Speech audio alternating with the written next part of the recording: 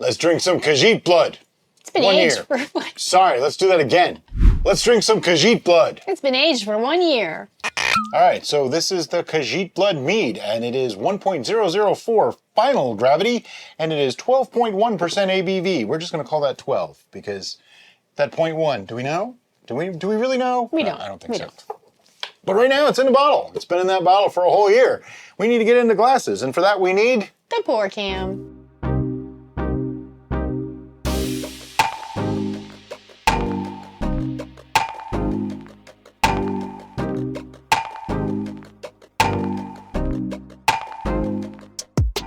Clean up on aisle 1. Yeah, shocker, I spilled. I don't know. It's spilled. It's a thing. Okay. It's the bottles. It's a thing I do. Well, the thing is, you have to really commit with these bottles, or you're gonna spill a little bit. I'm committed, all right. Color-wise, gorgeous color. It's just, I mean, This is the one with this is butterfly pea. Butterfly pea. It's made to be beautiful. Yeah. So the combination of the butterfly pea and the blueberry makes us this really cool, purpley, dark blue thing. I love it. Purpley dark blue thing. So descriptive. But it actually is in this case. It smells. It has not a strong smell. I'll give it that. But it smells lovely. You just gotta go for it. You gotta. Yeah, there's some fruit in there. I definitely get like the blueberry fruit. A little bit of earthiness even. Yep. It reminds me of a wine. Yeah, it smells very much like a red wine. I don't really get. I mean, if I search, I get more blueberry than grape. If I search and I use this nostril primarily, then I get some honey notes in the aroma. Gotta really search though. It's only this nostril. I don't know.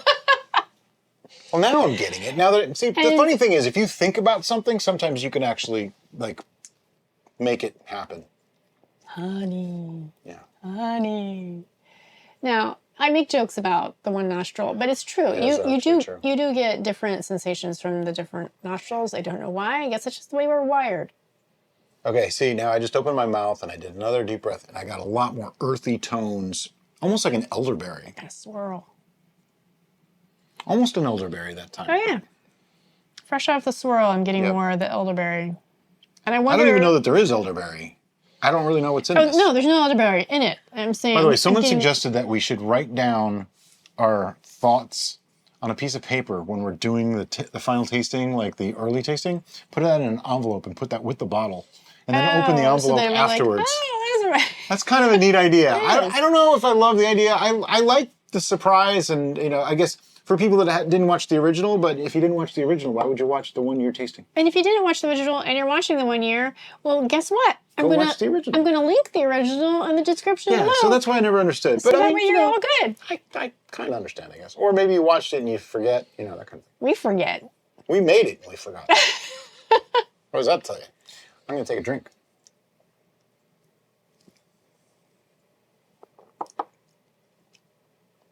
.004. Tastes a little sweeter than that. Mm-hmm. Yeah. Brian was reading the numbers and he's like, "Oh, this is gonna be dry. I'm not gonna like this," and I'm like, because I said I may not. If you remember, well, you won't remember. Maybe you'll remember. If you're a VIP and you've been a VIP for a while, you may remember a couple of VIP Zooms back. A certain hostess got a little bit schnockered on Khajiit Blood. How do I not remember that? Oh, because the other host was probably schnockered on whiskey or something. Probably. So yeah. Not to say we get schnockered all the time, but the VIP Zooms, it's time to hang out, have a couple drinks. I think that was the only time I really got. Yeah, you don't really even drink. I normally don't. I normally drink tea or water. Yeah, she normally actually doesn't even drink. Anyway, the Khajiit Blood is, forget the numbers that are on it. It tastes a lot sweeter. Surprisingly sweet. Than what you would anticipate. It's,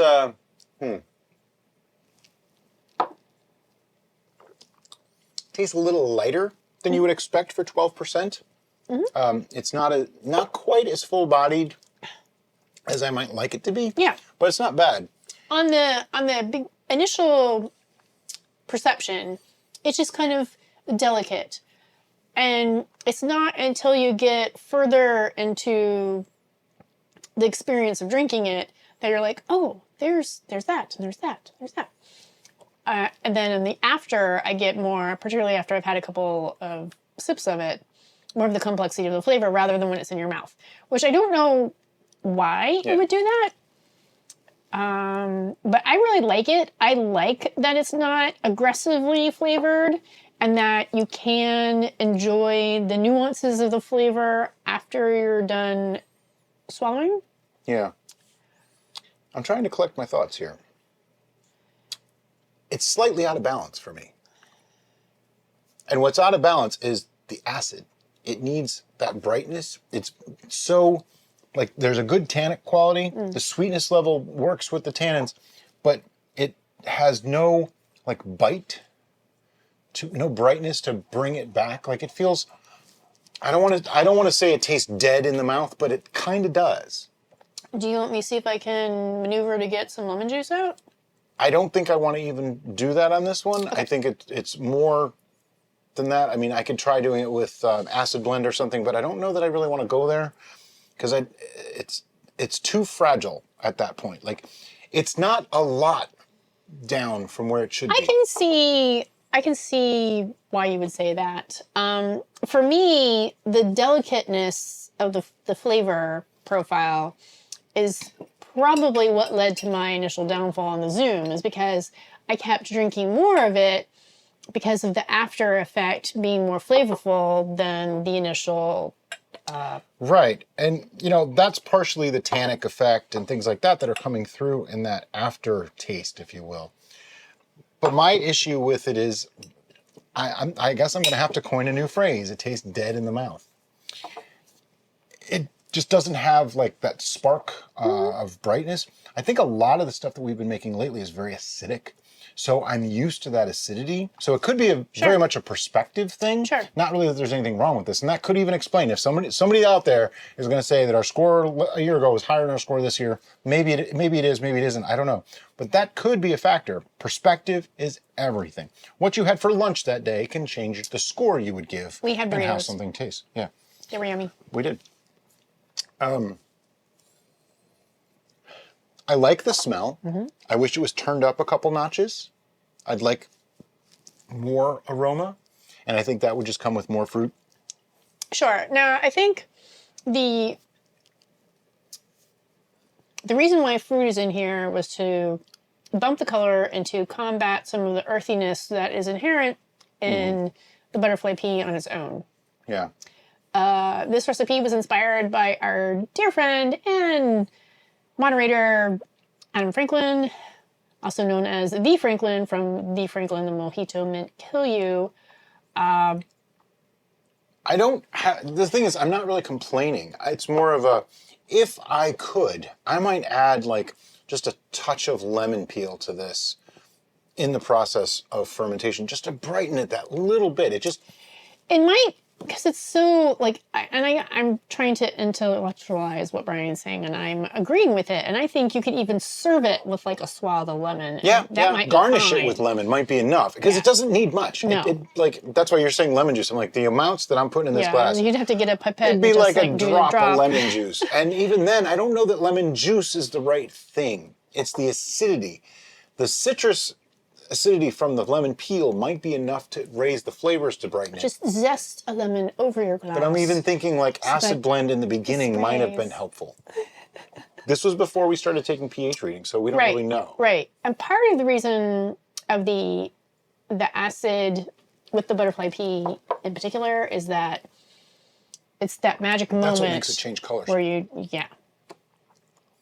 I mean, I like this. Don't get me wrong. I like this. It's not really my kind of mead. That's kind of, it is yours.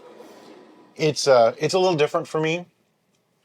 But even within a metheglin realm, I think it needs just that little bit of brightness. So that's going to reflect in my score, obviously.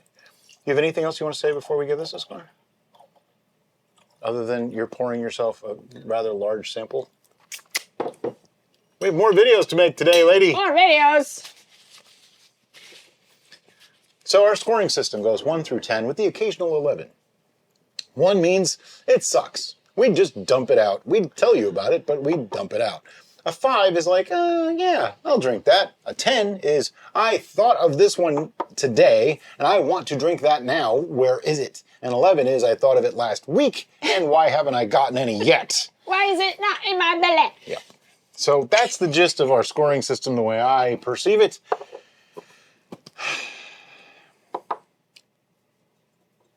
Do you have a score?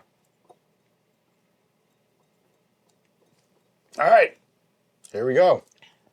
1, 2, 3, 7.5. So I'm a full point up. So you get to go first. All right. I went 7.5 simply because I think this is very, very good. I like it. I don't love it. But I think as a brew, it's excellently crafted. The flavors come through really, really nicely. The subtleties of flavor come through really, really nicely. I just wish it had that little bit more acidity.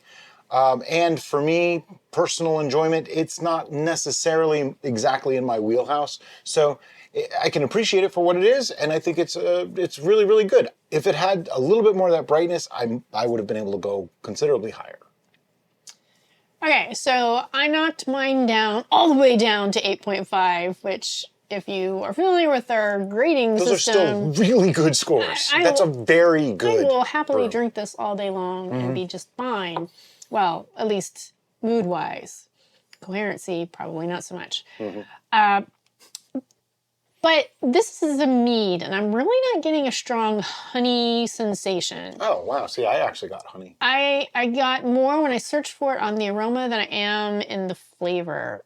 Even the sweetness, I'm attributing more to a fruity kind of sweetness rather than a honey kind of sweetness. Okay. But it could be just because it is delicate. And I keep coming back to that word delicate because Butterfly pea is a delicate flavor. It's not an aggressive flavor combo. The blueberry's there, but it's just a nice touch of blueberry. The butterfly pea is probably the most pronounced simply because of the color, but it has kind of an earthy thing, and we don't really like the earthy thing. So we do sometimes. That comes in delicately and not in an aggressive and unpleasant manner.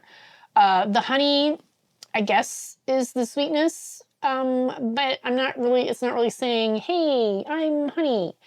So that's why I kind of scooched it down to an 8.5, simply on semantics and logistics, not really on, I don't like this, because I do like this. And I will continue to drink a bunch of this.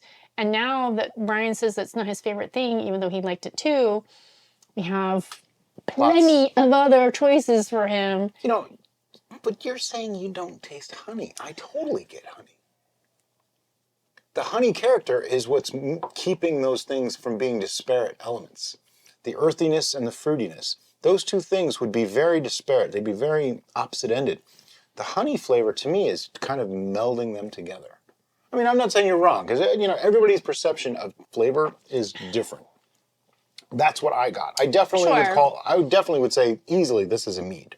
I think because I look at it, and then I smell it, and then I drink it, I expect a more fruity burst. I smell wine, and I taste wine. That's fair. And so my brain is like, we don't have to think about honey. If it looks like a wine, walks like a wine, talks like a wine, must be a wine. Which is weird that my brain would do that, because many of our beverages are in this color range because we adore this color range. And so why would that change my perception? It's just one of those things. I mean, maybe in this exact moment, I'm just a little more receptive to a honey flavor than you are. It could happen. I mean, you know, stranger things have happened. But that's how taste works. Sure. From one day to the next, like we could give different scores if we tasted this tomorrow. Yep. But I am getting very much wine notes on this. The little bit of sweetness, the little bit of fruitiness, and the little bit of earthiness, to me, is coming together as like a wine profile. Okay, rather than I see what you're saying. You get the wine. Profile. I get the wine, but I get the honey flavor too. That's fine. That's absolutely fine. Alrighty. But I think in agreement, we would say if you like delicate, non-aggressive beverages, then make this just the way we did, and you'll probably be pleasantly surprised. Or go like, oh yeah, they were right, and not be surprised at all. But anyway, as always, guys, thank you so much for that. But anyway, as always, guys, thank you so much for watching, and have a great day. Bye-bye.